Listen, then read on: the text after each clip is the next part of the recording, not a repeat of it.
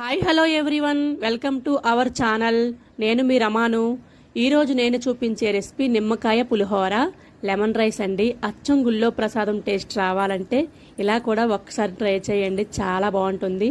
నేను నిమ్మకాయ పులిహోర కోసం ఒక హాఫ్ కేజీ రైస్ తీసుకొని 2 సార్లు బాగా కడుక్కొని ఒక హాఫ్ అన్ అవర్ నానబెట్టుకొని తర్వాత అయితే వాటర్ వేసుకొని అన్నం ఉడికించుకున్నాను. అన్నం 50% ఉడికిన తర్వాత 1 స్పూన్ పసుపు వేసుకొని పూర్తిగా మళ్ళీ అన్నం అంతా ఉడికిపోయిన తర్వాత వాటర్ లేకుండా అన్నం అయితే వార్చుకోవాలి. నెక్స్ట్ అయితే వార్చుకున్న అన్నంలోకి పచ్చిమిరపకాయలు, అల్లం, కరివేపాకు కట్ చేసి పెట్టుకోవాలి. హాఫ్ కేజీ రైస్కి 4 నిమ్మకాయలు కట్ చేసుకొని ఆ వాటర్ను ఒక బౌల్లో పిండుకొని ముందుగా అందులో సాల్ట్ యాడ్ చేసుకొని పక్కన పెట్టుకోవాలి. సాల్ట్ సరిపోకపోతే మళ్ళీ లాస్ట్లో కూడా మనం వేసుకోవచ్చండి. పులుపు సరిపోకపోయినా లాస్ట్లో నిమ్మకాయ పిండుకోవచ్చు.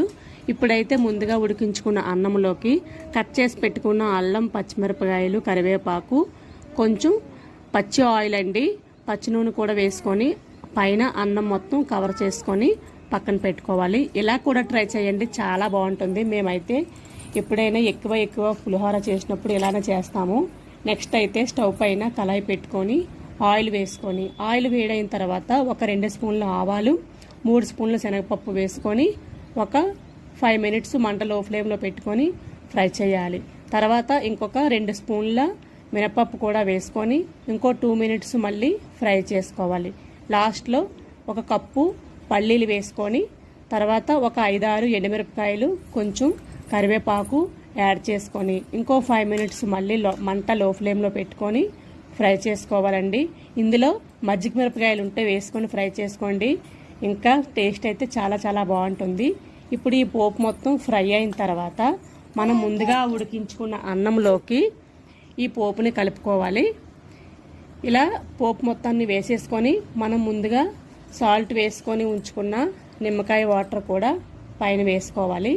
పైన వేసుకొని అన్నం మొత్తాన్ని బాగా కలుపుకోవాలి. ఇప్పుడు సాల్ట్ సరిపోకపోయినా, నిమ్మకాయ వాటర్ సరిపోకపోయినా చూసుకొని మళ్ళీ వేసుకోవచ్చండి. చాలా అంటే చాలా బాగుంటుంది, సూపర్ టేస్టీగా ఉంటుంది. మీరు కూడా ట్రై చేయండి, ఎలా వచ్చిందో నాకు కామెంట్ చేయండి. నచ్చితే లైక్ చేయండి, మన ఛానల్ అయితే సబ్స్క్రైబ్ చేసుకోండి. ఇలాంటి వీడియోలు వస్తూనే ఉంటాయి, లైక్ చేయడం మాత్రం మర్చిపోకండి.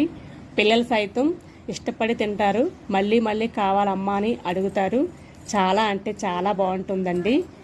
నేనైతే ఎప్పుడు ఇలానే చేస్తాను, మా పిల్లలు అయితే చాలా ఇష్టంగా తింటారు. మరొక వీడియోతో మళ్ళీ కలుద్దాం. బాయ్.